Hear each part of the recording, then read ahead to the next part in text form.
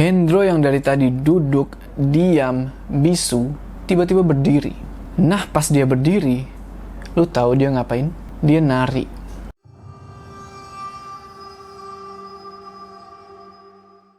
Assalamualaikum teman-teman, balik lagi sama gue. Apa kabar kalian semua? Semoga kalian semua yang menonton video ini diberikan kesehatan, dilancarkan rezekinya, dan selalu dimudahkan urusan-urusannya, dan selalu dilindungi dari wabah yang sedang melanda dunia saat ini. Jadi gue dapat beberapa rekomendasi dari kalian, katanya ada cerita bagus nih. Nah, cerita yang bakal gue bawain sekarang ini namanya adalah Haru Mahameru. Cerita ini dari @balakarsa. Gue berterima kasih banget sama Balakarsa karena sudah memberikan gue izin untuk membawakan cerita ini. Oke, sebelum kita masuk ke cerita, jangan lupa kalian like video ini, dan bagi yang belum subscribe, ayo subscribe sekarang ke channel ini supaya kalian gak ketinggalan cerita-cerita horor selanjutnya. Oh ya, cerita ini tuh panjang ya, panjang banget, yang tentunya akan sedikit gue ringkas ya. Udah siap ya? Mode horor aktif.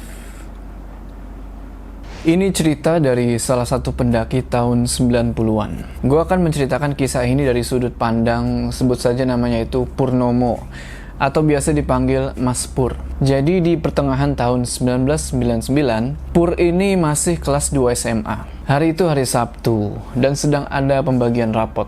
Pur terus bilang ke dua sahabatnya, yaitu Suno dan Hendro.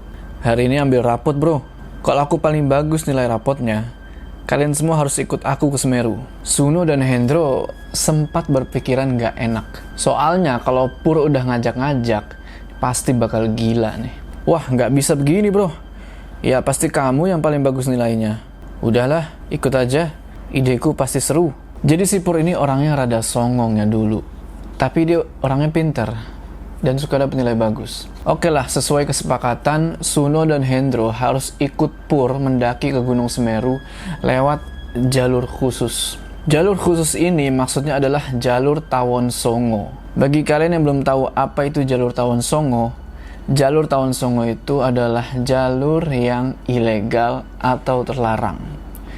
Artinya jalur itu nggak boleh dilewati. Hendro bilang, waduh, mati kalau ikut kamu bro. Tapi Pur berusaha buat bujuk-bujuk mereka berdua, dan mereka berdua akhirnya mau. Sepulang sekolah, Pur pamit sama ibunya. Dia bilang kalau besok Minggu mau ke Bali. Padahal dia mau liburan ke Semeru. Sempet dia minta duit jajan sambil ngerengek-ngerengek. Terus sekarang dia harus mikir bagaimana caranya bawa alat-alat pendakian ke rumahnya si Suno. Nah, pas abis maghrib, kan orang tuanya si Pur itu masih di musola tuh habis sholat kan. Disitulah Pur diam-diam bawa tas yang berisi alat-alat pendakian ke rumahnya si Suno. Artinya dia mengendap-endap keluar. Mereka bertiga rencananya pergi pada hari Minggu jam 3 pagi ke desa Tawon Songo dengan menggunakan pick up. Tibalah waktu mereka berangkat. Mereka naik pick up jurusan Tempeh ke Pasru Jambe. Lumayan lama mereka di perjalanan, sekitar 3 jaman. Di pick up mereka ketemu sama para pencari ijuk aren. Ijuk aren ini yang buat bikin sapu ijuk. Dan mereka sempat ngobrol-ngobrol sama seseorang yang namanya itu Pak Slamet. Pak Slamet ini nanya-nanya kayak, kalian nggak takut kalau naik ke sana bertiga doang? Dan kalau kalian sampai Bunda Ratu, jalannya banyak cabangnya loh. Udah ada yang pernah ke sana. Nah di sini Pur itu malah bilang, wah, kami udah sering pak naik ke Semeru. Kami yakin kok kami pasti selamat sampai ke Semeru. Padahal mereka ini belum pernah naik lewat Tawon Songo. Setelah melewati beberapa desa dan berhenti sejenak di Pasar Tempeh untuk beli makan sama minum, mereka sampai juga di Pasar Pasru Jambe yang dimana itu adalah pemberhentian terakhir mereka. Waktu itu udah pagi, tapi matahari masih belum kelihatan. Di situ mereka semangat banget dan mereka memutuskan buat dipandu sama Pak Slamet dan para pencari ijuk aren lainnya. Pak Slamet ngajak mereka jalan kaki dari Pasru Jambe ke Tawon Songo. Jalan tuh mereka ngelewatin pedesaan. Pak Slamet bilang, kalian kalau di atas nanti, jangan sampai beristirahat di atas tanah yang rimbun.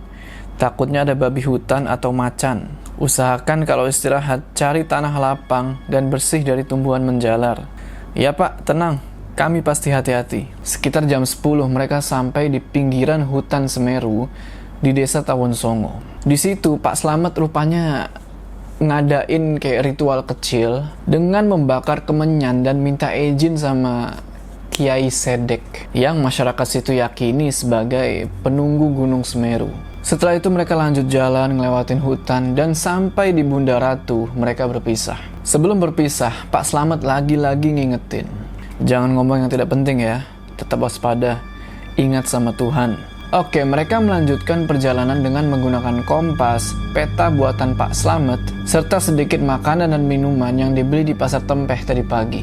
Trek saat itu lumayan becek dan udaranya lembab. Terus mereka jalan sampai mereka ketemu sebuah batu besar yang emang udah diprediksiin sama Pak Slamet lewat petanya.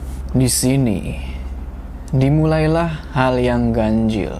Suno bilang, "Bro, kok rasanya ada yang ngikutin? Aku enak-enak aja kok.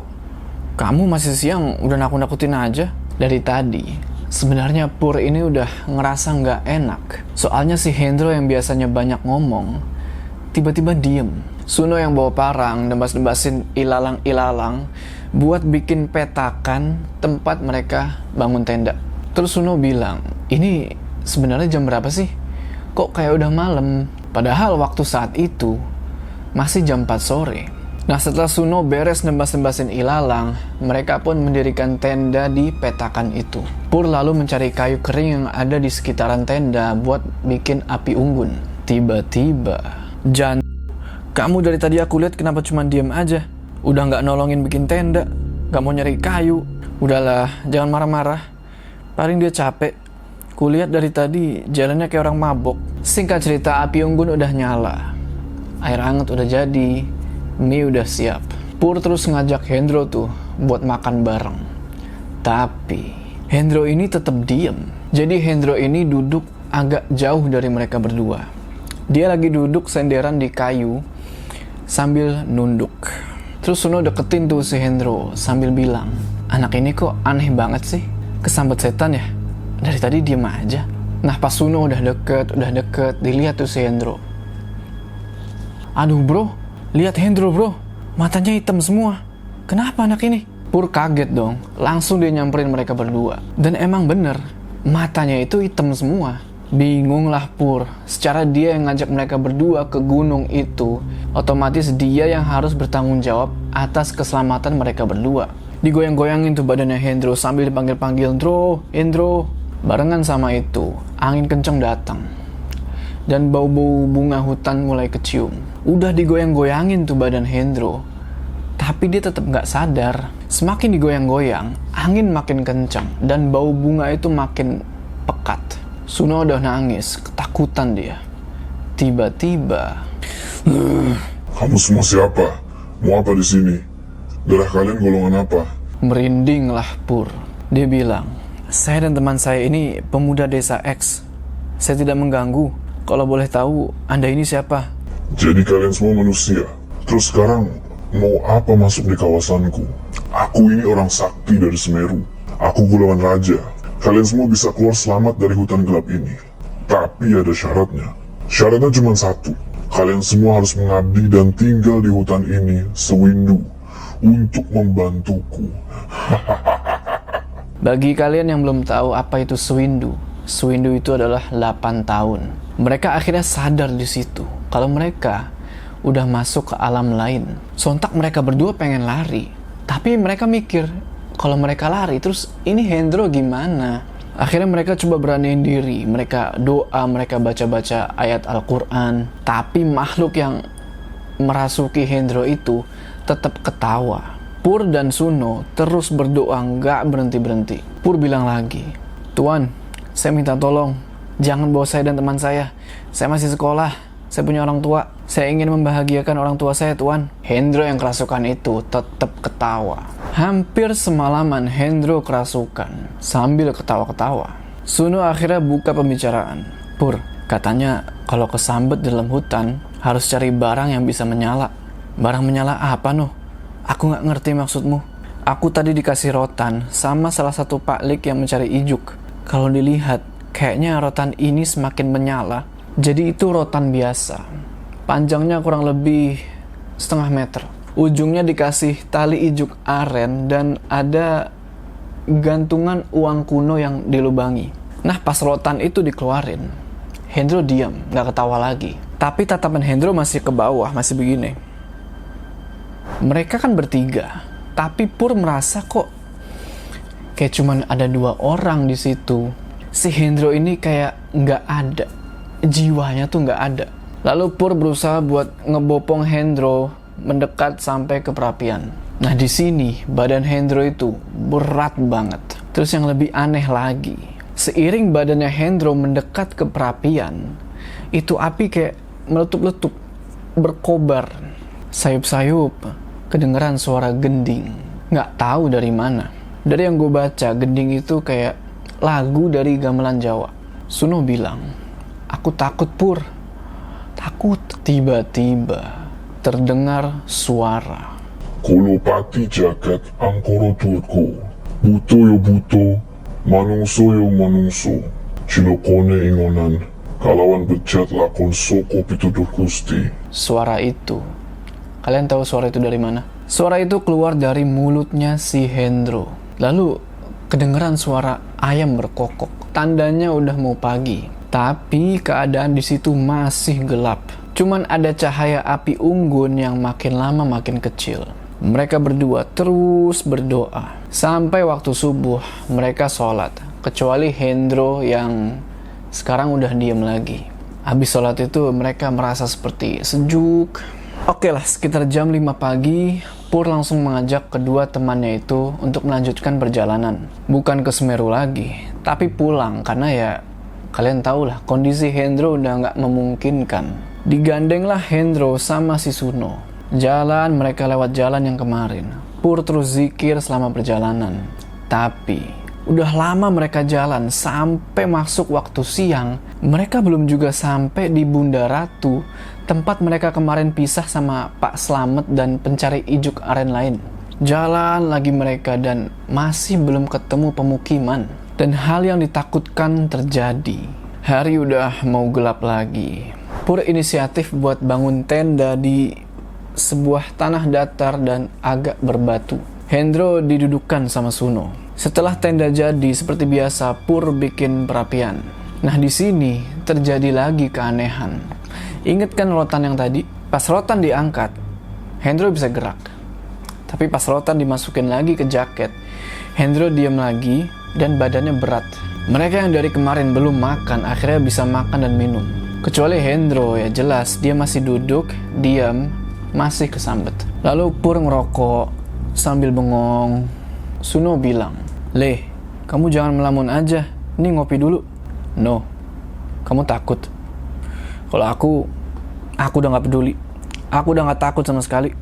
Kalau udah waktunya mati, pasti mati juga Leh. Tapi jangan sekarang, aku belum nikah." Sore, sekarang sudah berubah menjadi malam. Suasana udah agak sedikit enak lah, walaupun masih mencekam. Sampai tiba-tiba kedengeran lagi nih suara gending Jawa yang waktu itu mereka dengar. Di sini, Hendro yang dari tadi duduk, diam, bisu, tiba-tiba berdiri. Nah pas dia berdiri, lu tahu dia ngapain? Dia nari. Tariannya itu kayak tari topeng Kaliwungu. Kalau yang nggak tahu itu apa, mungkin lihat video ini.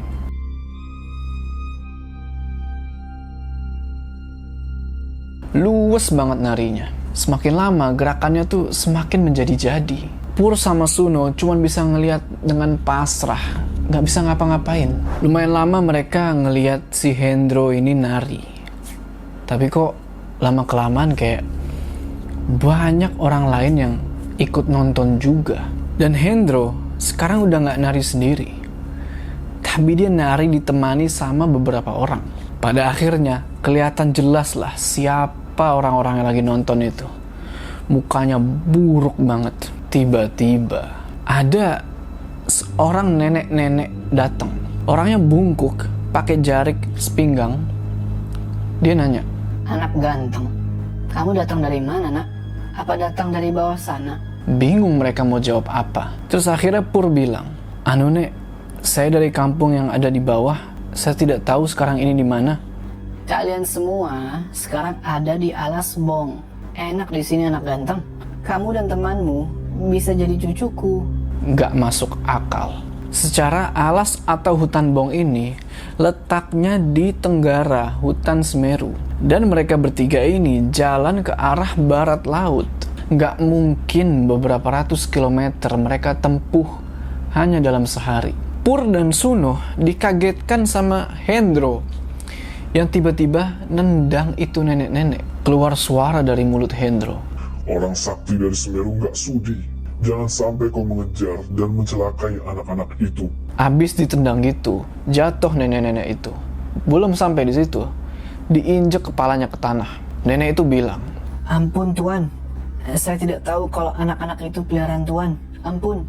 akhirnya Hendro melepaskan nenek itu, dan nenek itu lari ke kerumunan penonton-penonton gaib itu. Tiba-tiba penonton-penonton yang lagi nonton si Hendro nari tadi, pandangannya berubah ke arah Suno dan Pur, seolah-olah pengen makan mereka. Pur terus berdoa lagi, tapi kali ini tiba-tiba semuanya gelap, dan perlahan-lahan mulai kelihatan perapian yang mereka buat. Suno nanya, kita ini sebenarnya kenapa sih, Le?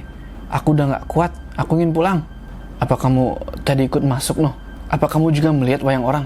Suno mengangguk. Lagi-lagi keluar suara dari mulut Hendro. Kamu semua sudah aman, anak ganteng. Aku cuma menjaga dirimu dari setan hutan Bong. Kamu tidak usah khawatir. Temanmu ini cuma aku jadikan mediaku agar bangsa setan tidak mengendus dan tidak tahu kalau aku yang menjaga kalian semua. Yang jadi pertanyaan di sini adalah, kenapa malam sekarang udah berganti pagi? Setelah membongkar tenda dan mematikan perapian, mereka melanjutkan jalan pulang, menyusuri jalan yang nggak tahu benar atau salah. Tiba-tiba Hendro teriak, "Jangan, kamu apakan aku? Kok kamu ikat tali tambang?" Sontak Pur dan Suno ngeliatin Hendro bingung. Ini orang udah normal apa? Masih kesambet? Hendro bilang lagi, "Ngapain kamu melototi aku? Emangnya aku maling?" Mereka berdua pun akhirnya memeluk Hendro secara bergantian, karena mereka disitu yakin kalau itu udah bener-bener Hendro. Bola matanya yang awalnya hitam semua, sekarang udah normal. Mereka nangis di situ. Hendro bingung, kenapa kok ini orang dua meluk sambil nangis? Ceritalah mereka berdua tuh kalau tadi Hendro itu kesurupan dan mereka sempat dibawa ke alam lain. Hendro yang tadi marah-marah sekarang ikut ketakutan. Dia bilang, "Sialan, untung aku nggak dibawa. Lah, aku nggak ngerasain apa-apa. Yang aku ingat ya pas setelah kita pisah sama Pak Slamet. Terus aku disapa orang tua di jalan yang mau ke Kalimati. Nah sekarang kok aku di sini? Diikat tali tambang lagi." Sempat sedikit bahagia mereka karena teman mereka yang satu ini udah sadar. Tapi kebahagiaan itu nggak lama. Hendro dan Suno udah kelaparan. Persediaan makanan, air minum udah habis. Mereka naik turun jalur terjal untuk mencari makan dan minum. Tapi susah karena Pur dulu anak Sispala. Akhirnya dia punya ide buat makan tunas rotan muda dan minum air embun yang ada di permukaan daun-daun talas. Jadi tunas rotan muda itu dibakar terus dimakan bareng-bareng dan air embun itu dikumpulin ke dalam botol. Di situ situasi udah enak, mereka udah bisa bercanda-canda. Jalan terus sampai mereka di batu besar tempat mereka mendirikan tenda di malam pertama. Pur yakin itu tempat yang sama. Soalnya di situ ada bekas perapian dan bekas makanan mereka yang gosong. Hendro yang nggak tahu apa-apa ngusulin buat bangun tenda di situ. Suno langsung bilang, "Jangan di sini, mending terus jalan aja. Masih siang gini mau bangun tenda?" "Iya bener, udah jangan di sini. Mending terus jalan aja. Kita ikut jalur yang ada di peta Pak Slamet ini." Perjalanan berlanjut. Trek benar-benar terjal.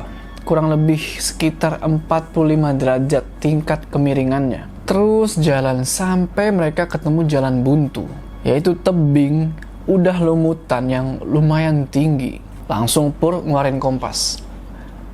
Yang anehnya di sini, kompasnya ini jarumnya muter-muter terus. Pur mikir, ada dua kemungkinan. Kemungkinan pertama, mereka masih di alam lain. Kemungkinan kedua, itu adalah keagungan Tuhan. Bingung mereka bertiga. Bersamaan dengan itu, kedengaran suara ayam betina lagi menggiring anak-anaknya di sekitar mereka. Hendro yang emang udah kelaparan dari tadi, punya ide buat nangkap itu ayam terus dibakar. Tapi Pur punya pikiran lain. Dia mikir, kok ayam nggak takut orang? Pasti ada perkampungan di sekitar sini. Pur terus ngajak kedua temennya buat ngikutin kemana ayam itu pergi. Lama mereka ikuti ayam itu. Kondisi mereka udah semakin lemah. Tapi mereka tetap berusaha buat senang. Sambil sekali-sekali bercanda, kadang nangis. Suno ngasih kayak semacam bonggol pohon pisang ke Pur dan Hendro. Dia bilangnya itu snack hutan. Semakin cepat mereka ikutin jalan ayam itu sambil makan snack hutan, tiba-tiba, woi, ada cewek. Mereka seakan kayak, wah, ada cewek ini, berarti bener di sekitar sini ada perkampungan. Mereka teriak, "Mbak, tolong, tolong!" Sambil nangis mereka lari nyamperin kedua cewek itu. Terus lari. Tapi kok semakin dikejar, dua cewek ini semakin menjauh. Mereka bertanya-tanya, ini nyata apa bukan sih? Pas lagi lari, Suno jatuh ke sebuah kubangan. Gak tahu kubangan apa, kubangan babi atau entah. Jatuhnya kepala dulu lagi. Tapi Pur sama Hendro itu nyuekin si Suno. Mereka terus lari ngejar cewek itu. Baru pas di tengah jalan Pur inget, oh iya si Suno. Hen, berhenti, jangan dikejar. Itu kita tolong dulu si Suno. Ya udahlah, mereka balik lagi ke tempat si Suno jatuh. Sempet ketawa mereka di situ. Soalnya posisi Suno jatuh ini lumayan lucu. Kepala di bawah, kakinya nekuk ke atas. Kayak gimana ya? Ya pokoknya kalian bayangin aja, nyusruk gitu, terus kakinya naik ke atas gitu. Hendro bilang, "No, kamu itu mau akrobat ya? Apa mau lompat indah?" Tapi setelah dilihat-lihat kok si Suno ini nggak gerak-gerak. Pur langsung narik dia keluar dari lumpur. Dan benar, ternyata dia nggak sadarkan diri. Pur terus bersihin mukanya dari lumpur, digoyang-goyangin, dipanggil-panggil, "Suno, Suno." Tapi nggak bangun-bangun. Dan ngerinya lagi, ternyata hari sudah mulai gelap. Mereka cepat-cepat buat api unggun dari ranting-ranting yang berserakan di sekitar. Dan juga terpaksa mereka mendirikan tenda nggak jauh dari situ. Suno masih belum sadar juga. Pur coba membakar tunas rotan muda buat dimakan. Nggak lama, Suno sadar. "Noh, Suno, kamu nggak apa-apa kan? Pusing nggak kepalamu?" "Nggak apa-apa, Le. Cuman terkilir sedikit." Ya udah, karena Suno nggak apa-apa, nggak lama kemudian mereka bertiga tidur. Setelah berapa lama tidur, mereka bangun. Dan ternyata di seberang api unggun ada harimau Jawa. Dan harimau Jawa ini membelakangi api. Tapi harimau ini diam aja sambil sesekali nengok dan ngibas-ngibasin ekor. Nah, menurut kalian ini harimau beneran apa bukan? Karena berdasarkan yang gue baca ya, harimau Jawa ini udah punah di sekitar tahun 1980-an. Pur bilang, "Udahlah, kalau belum waktunya dimakan macan, nggak mungkin kita dimakan. Mbah He, saya minta izin tidur di sini." Mbah He ini sebutan buat harimau Jawa. Sebenarnya mereka ketakutan, cuman mereka pasrah aja. Tapi untungnya malam itu nggak ada gangguan-gangguan gaib, dan mereka tidur sampai pagi. Besok paginya, macannya udah nggak ada. Mereka bertiga langsung matiin api unggun dan beres-beres peralatan. Agak ke atasan dikit itu ada kayak sungai kecil, airnya jernih. Mereka bersih-bersih di sana sambil ngisi botol minum. Setelah itu mereka nyari tanaman pakis hutan buat dimakan. Nah, di sini mereka itu merasa kayak lagi diawasi oleh sesuatu atau seseorang. Kompas masih nggak berfungsi dan jam sekarang juga mati. Setelah dari sungai, mereka balik ke tempat di mana mereka kemarin ngeliat dua cewek itu. Mereka jalan menyusuri jalur. Dan tiba-tiba, kalian semua ini siapa? Dan mau cari apa? Mereka dihadang oleh laki-laki tua, pakai ikat kepala warnanya hitam, bawahannya pakai jarik, nggak pakai alas kaki, sambil megang tombak. Pur ketakutan di situ, sampai-sampai dia mikir, wah mati aku di sini. Suno terus jawab, "Saya dari bawah, Mbah. Saya orang dari X. Terus laki-laki tua itu ngeliatin mereka sambil ngelilingin mereka. Liatin. Abis itu dia senyum. Dia bilang, "Saya orang sini, mari mampir di gubuk saya." Di situ, mereka yang tadinya takut jadi senang. Singkat cerita, mereka ikutinlah itu laki-laki tua. Dan sampailah mereka di sebuah perkampungan. Cuman kampung ini aneh. Kayak kampung-kampung zaman dulu. Rumah-rumahnya sederhana, kayak gubuk bertingkat. Gambarannya kurang lebih kayak gini. Rumah itu berjejer, saling hadap-hadapan, tapi berjejer. Nah, di tengah-tengahnya ada kayak pepunden. Pepunden itu tempat sembayangnya orang Hindu. Sambil mereka jalan, laki-laki itu memperkenalkan diri. Jadi nama laki-laki ini adalah Buyut. Kita akan sebut dia Mbah Buyut. Dia ini sesepuh di situ. Penduduk-penduduk desa itu ngelihat mereka dengan tatapan yang aneh. Meskipun ada juga yang senyum. Sesampainya di rumah Mbah Buyut, mereka langsung istirahat. Jadi rumahnya ini sederhana. Penyangganya itu dari kayu yang diikat rotan. Atapnya itu dari welit atau ilalang. Nah, lantai sama dinding-dindingnya itu dari anyaman bambu. Mayang, Sinta, kemari. Apa anak-anak ini yang kalian jumpai di bawah sana? Keluarlah dari dalam rumah dua gadis. Dan ternyata dua gadis ini adalah cewek yang dilihat sama Suno, Pur, dan Hendro. Dan ternyata dua gadis ini adalah cucunya Mbah Buyut. Mereka cerita ke Mbah Buyut kalau ada dua orang yang tersesat. Ya, Pur dan teman-temannya itu. Setelah itu Pur, Suno, dan Hendro minta izin buat mandi di sungai dekat situ. Singkat cerita, setelah mereka mandi, mereka balik ke rumahnya Mbah Buyut dan makan. Waktu itu matahari udah hampir terbenam. Setelah makan, Mbah Buyut nanya, "Sebenarnya kalian ini mau kemana? Kok bisa kesasar di alas Suwung? Terus berapa hari di dalam alas?" "Kita bertiga ini mau ke Semeru, Mbah, tapi kesasar. Nggak tahu jalan. Udah 3 hari kita di alas, Mbah." "Saya tahu, Nak. Tapi mau apa kalian semua di hutan? Rekreasi, Mbah." "Apa itu rekreasi? Apa sama seperti bertapa gitu, Le?" "Rekreasi itu semacam berpetualang, Mbah. Saya dan teman-teman berjalan dari desa Tawon Songo ingin ke puncak Semeru." "Hahaha, kalian ini kurang kerjaan. Kalau ke Semeru bukan lewat sini. Kalau ke sini ketemunya cuma pagar batu hutannya Semeru. Kalian semua bisa ke kawah Semeru lewat Ranu Kuning, Le. Tepatnya di sebelah antara utara barat Semeru. Kalian semua nanti aku kasih tahu arah dan jalurnya." Sementara waktu, mereka memutuskan untuk tinggal di desa atas awan ini. Tapi cerita masih panjang. Dan sebenarnya kampung ini tuh kampung apa? Temukan jawabannya di part selanjutnya.